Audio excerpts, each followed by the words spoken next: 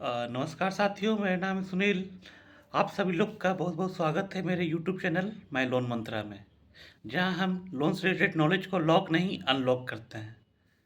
तो आज हम बात करेंगे क्रेडिट रिपोर्ट के बारे में।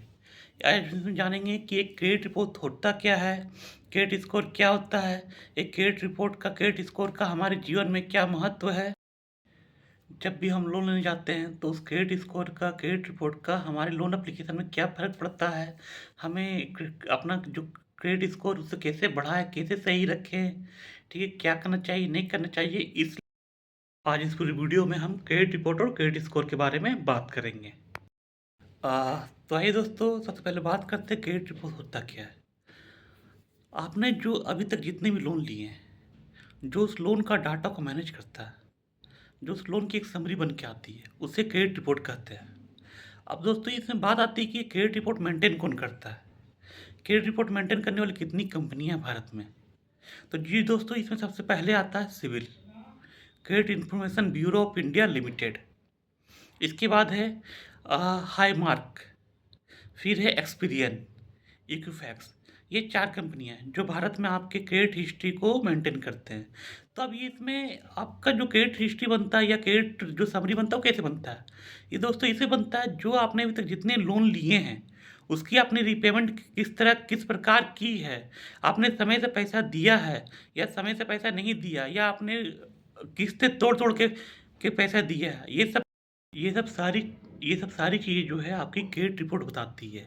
और उस क्रेडिट रिपोर्ट को देखने के बाद ही एक बैंक जो है आपको एक लोन प्रोवाइड करती है। उसमें बैंक डिसाइड करती है कि आपको लोन देना चाहिए या नहीं देना चाहिए। एक उसी के बेसिस पे आपका ना क्रेडिट स्कोर ही बनता है। अब भाई साहब पूछो क्रेडिट स्कोर होता क्या है, कितना से कितना तक होता है भाई साहब। तो भाई साहब जो क्रेडिट स्कोर होता है वो 300 से लेकर 900 तक होता है। तो बोला जाता है कि जो 300 से लेके जो 550 तक का स्कोर होता है वो पुअर स्कोर होता है, ठीक है। फिर उसके बाद बढ़ते हैं 550 से 650 तक, वो एवरेज स्कोर उसको माना जाता है। 650 से 750 को गुड स्कोर माना जाता है। और जो 750 से 900 होता है उसको एक्सेप्शनल वेरी गुड रिपोर्ट माना जाता है दोस्तों।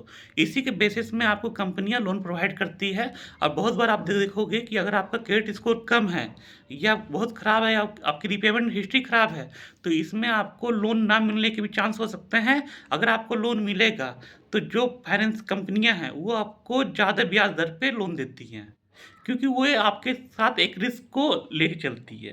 बात आती है कि जो हमारा जो क्रेडिट स्कोर है उसको कैसे बढ़ाया जाए। तो भाई साहब इसमें बात करते हैं। इसमें क्या है कि जो भी आपने लोन लिया है या जो भी आप क्रेडिट कार्ड यूज कर रहे हो उसकी जो रिपेमेंट है आप ड्यू डेट पे कर दो। अपने बैंक से नैच लगवाओ, अपने बैंक से उसको क्लियर कराओ उसी दिन।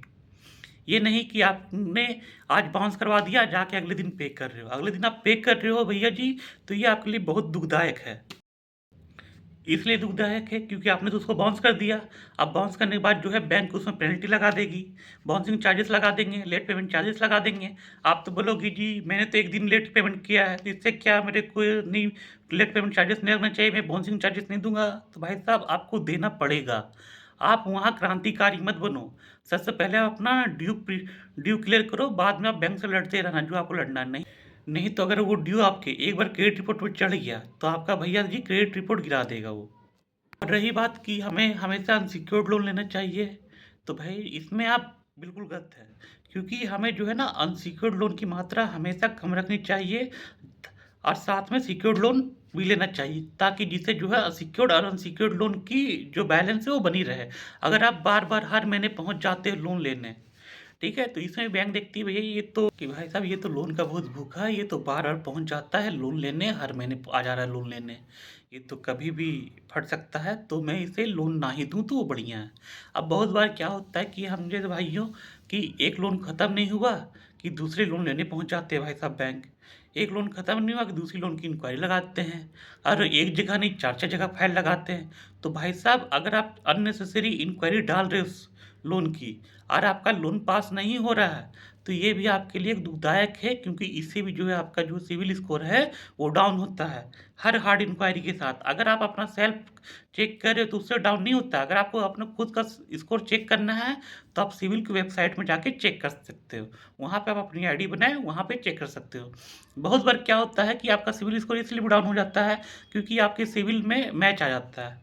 मैच क्या आता है कि जैसे आपने लोन लिया नहीं, अब बैंक से किसी बंदे ने लोन लिया है, आपका पैन कार्ड उनका पैन कार्ड दोनों सिमिलर है, बस उसमें एक डिजिट का डिफरेंस है। अब बैंक वालों की गलती क्या होती है कि उन्होंने उनका पैन कार्ड की जगह जो आपके पैन कार्ड में एक डिजिट था वो उसने डाल दिया, जिससे आपके पैन कार्ड का मैच ले लिया। अब वो रिपेमेंट तो कर नहीं रहा है, तो ये इफेक्ट आपके सिविल में दिखता है। तो इसलिए आप जो है ना हर एक 6 महीने में एक बार अपना सिविल जरूर चेक करें। अगर आपको लगता है कि हाँ ये मेरा लोन नहीं है, तो आप तुरंत सिविल में डिस्प्यूट रेज करें उसी के साइट में, आप उसको बताएं। तो इससे क्या होता है कि सिविल जो है वो लोन को आपके क्रेडिट रिपोर्ट से हटा देती है, तो जिससे आपका सिविल स्कोर फिर से ठीक हो जाएगा। बहुत सारे लोग होते हैं कि भैया जी मैं तो उसके लोन में गारंटर था, तो क्या मेरा सिविल रिपोर्ट अफेक्ट करेगा या नहीं करेगा? जी, ज़रूर करेगा। अगर यहाँ कोई आता आपका जिगर का टुकड़ा, जिगर का छल्ला, आपका घनिष्ठ मित्र, जो बोलता है कि भाई साहब मैं एक लोन ले रहा हूँ, आप तो मेरे घनिष्ठ मित्र हो, मैं आपका नाम डाल देता हूँ, आप मेरे लोन में गारंटर बन जाओ प्लीज़। तो पहले तो आप मना करोगे, लेकिन जैसे ही वो आपको थोड़ा-सा इमोशनल करेगा, भाई नहीं हो भाई का, फिर आप तुरंत बोलोगे भाई, भाई, भाई, भाई। आज एक डॉक्यूमेंट वो लेके आएगा बैंक की तरफ से, जिसमें आप अपना ऑटोग्राफ दोगे, अपना केवाईसी दोगे, तुरंत उसके लोन में गारंटर बन जाओगे। अगर भाई साहब खुदा न खास्ता, अगर उसने उस लोन की रीपेमेंट सही से नहीं की, अगर वो उस लोन की रीपेमेंट नहीं कर रहा है, तो भाई साहब ये जो दाग है ना, आपके सिविल में भी लगेगा, ये जिससे आपका सिविल स्कोर भी कम होगा। तो भाई साहब जो आपके सिविल में एक बार दाग लग जाएगा ना, तो उसे नहीं मिटा पाओगे आप। एक बार चुंदरी का दाग तो मिटा लोगे, लेकिन सिविल का दाग नहीं मिटा पाओगे। तो अब बात करते हैं हम कि जो सिविल स्कोर है उसको कैसे बढ़ाया जाए। तो देखो दोस्तों, इसका ना सिंपल सा तरीका है कि आप सिविल स्कोर बढ़ाना चाहते हो, तो जो भी आपने लोन लिया है उसका टाइमली पेमेंट करो, टाइम टू टाइम पेमेंट करो, उसमें कोई गड़बड़ी मत करो। अगर आपके पास पैसे नहीं हैं, तो आप दोस्तों से उधार लेके दे दो, रिलेटिव से उधार लेके दे दो, कि रिलेटिव का लोन पैसा तो दे दोगे आप, लेकिन एक बार कंपनी का नहीं दिया और वो बाउंस हो गया, तो दोस्तों वो आपके लिए बहुत दुखदायक होगा। तो इसलिए जो है आप टाइम टू टाइम पेमेंट करो। आप लोन की इंक्वायरी तभी करो कि जब आपको बहुत ज़्यादा ज़रूरत हो, अगर अन्यथा ना करें। अगर आप सोचते हो कि ना मैं एक बार चेक कर लेता हूँ क्या फ़र्क पड़ता है, मुझे लोन मिलता है कि नहीं मिलता है। अगर आपने लोन के लिए एप्लीकेशन डाल दिया, वो चेक होगी, अगर आपको लोन नहीं मिलता है दोस्तों, उससे भी ना आपके सिविल पे मार्जिनल इफेक्ट तो पड़ता ही पड़ता है। आशा करता हूँ दोस्तों आपको ये वीडियो इन्फॉर्मेटिव लगी होगी। आशा करता हूँ कि अगर आपको इससे रिलेटेड कुछ और जानकारी चाहिए होगी, तो आप प्लीज़ मुझे कमेंट करके बताएं। अगर आप चाहते हैं कि मैं सिविल में डीपीडी क्या होता है, राइट ऑफ क्या होता है, सेटलमेंट क्या होता है, कैसे कैसे चीज़ें मूव करती हैं, इसमें कोई वीडियो बनाओ, तो प्लीज़ आप कमेंट करके मुझे ज़रूर बताएं। आपके लिए मैं एक अलग से वीडियो जरूर लाऊंगा उसके लिए। Thank you very much.